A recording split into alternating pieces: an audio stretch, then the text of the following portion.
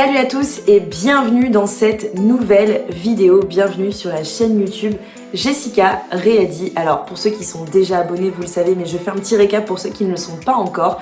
Sur cette chaîne, on parle principalement d'entrepreneuriat. Alors pour tous ceux qui ne me connaissent pas encore, moi c'est Jessica Ready, ça fait maintenant plus de 2 ans que je travaille sur mes entreprises au quotidien avec des activités un petit peu diverses, du freelancing au business en ligne, et aujourd'hui je vous apporte un max de conseils et d'astuces pour réussir dans l'entrepreneuriat. Donc si vous n'êtes pas encore abonné, abonnez-vous en cliquant sur s'abonner juste en dessous et en cliquant sur la cloche juste à côté qui du coup vous permettra d'être informé dès qu'une nouvelle vidéo sort. Alors j'espère que vous ne m'en voudrez pas pour la voix que j'ai aujourd'hui parce que j'ai la voix complètement cassée.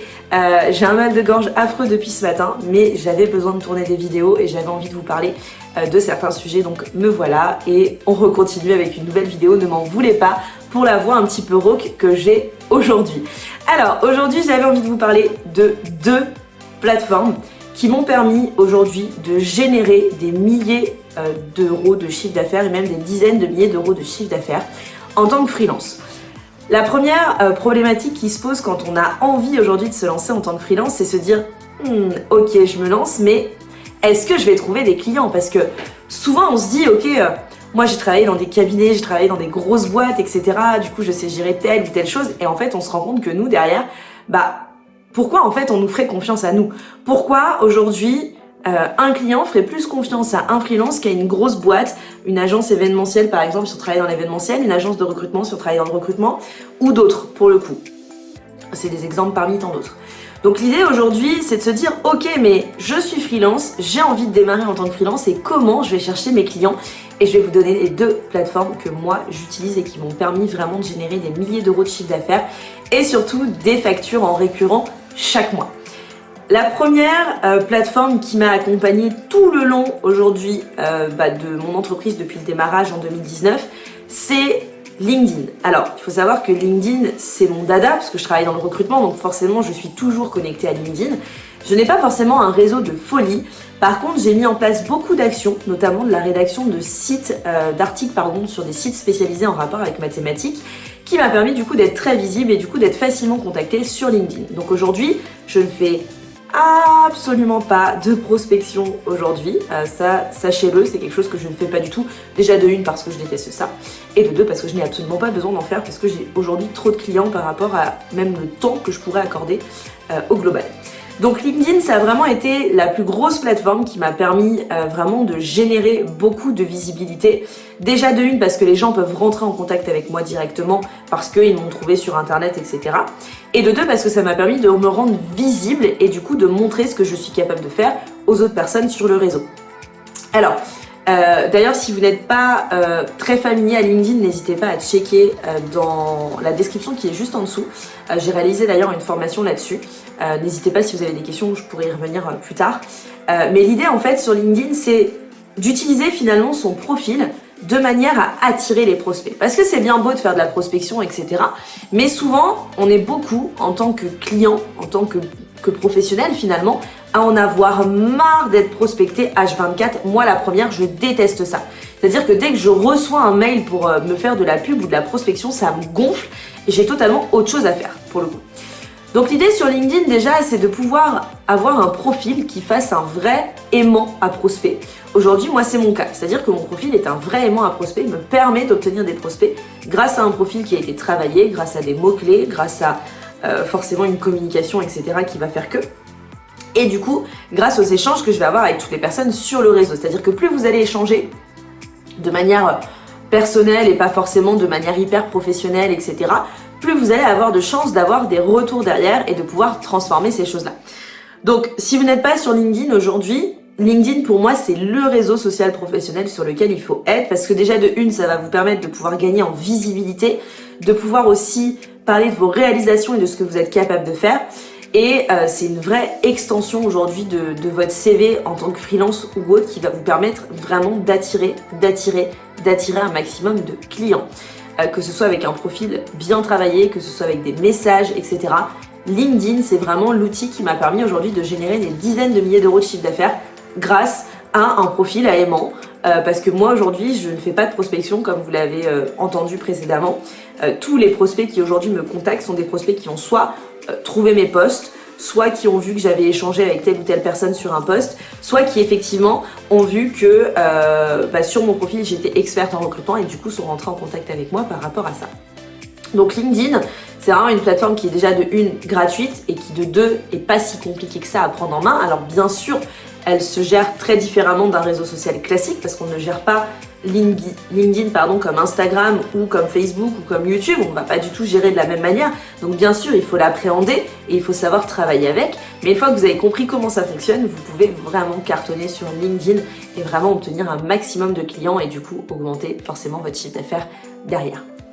La deuxième plateforme aujourd'hui qui m'a rapporté le plus de clients et qui vraiment aujourd'hui me permet, rien que sur l'année, va me rapporter 50 000 € au minimum, je parle bien au minimum, c'est la plateforme qui s'appelle Malt, M-A-L-T.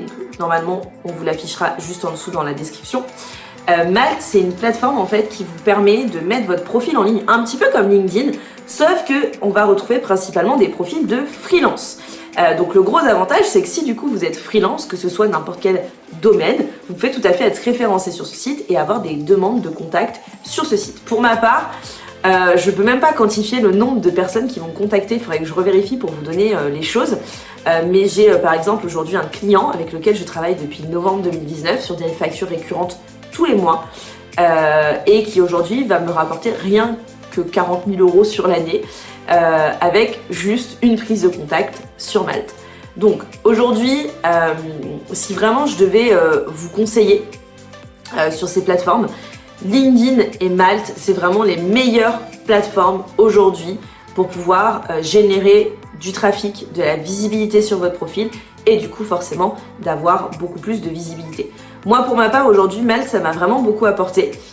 Tant d'un point de vue échange avec des professionnels que le nombre de clients que j'ai obtenus, que le nombre de prospects que j'ai obtenus.